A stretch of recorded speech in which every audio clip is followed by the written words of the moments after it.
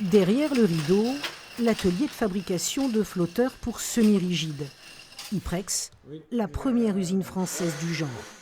Nous suivons Servan, le dirigeant. Bonjour. Car à l'origine de cette aventure technologique, il y a une belle histoire commencée dans le port de l'Estac avec ce requin femelle.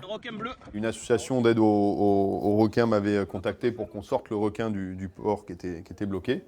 Et en fait, on a emmené le requin au large en le prenant le long du flotteur ici. Et en le libérant, il s'est retourné, il nous avait mordu et éventré le flotteur. L'idée était née. Soit on jette le bateau quand le flotteur est en fin de vie, soit on peut le reproduire et le bateau repart à neuf. Ça a 20 ans et ça repart à zéro et ça repart pour 20 ans. Et jusqu'à présent, en France, ça n'existait pas? Non, on n'avait pas d'industrie spécialisée dans la fabrication des flotteurs, justement. C'était surtout à l'export, Espagne et Italie. On a décidé de ramener ça en France. Ouais. Et combien de salariés travaillent dans votre entreprise?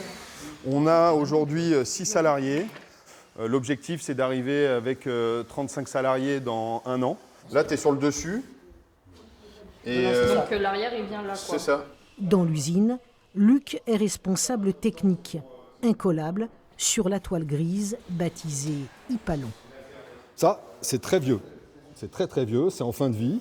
Donc on l'a découpé, on l'a dépatronné, et nous on les pose, on les transforme en Hypalon. C'est-à-dire qu'on part sur un produit de caoutchouc. Ça n'a plus rien à voir. Espérance de vie, 15 ans, dans le meilleur des cas, espérance de vie, 30 ans. Plus résistants, les flotteurs en Hypalon de l'usine française sont ensuite collés, plissés, assemblés pour donner ce produit fini. Aujourd'hui, il existe même un centre de formation basé à Sète et des ateliers de proximité, 18 ateliers pour l'instant répartis dans les îles françaises et sur tout le territoire. La production française, c'est aujourd'hui 150 flotteurs par an et bientôt le double.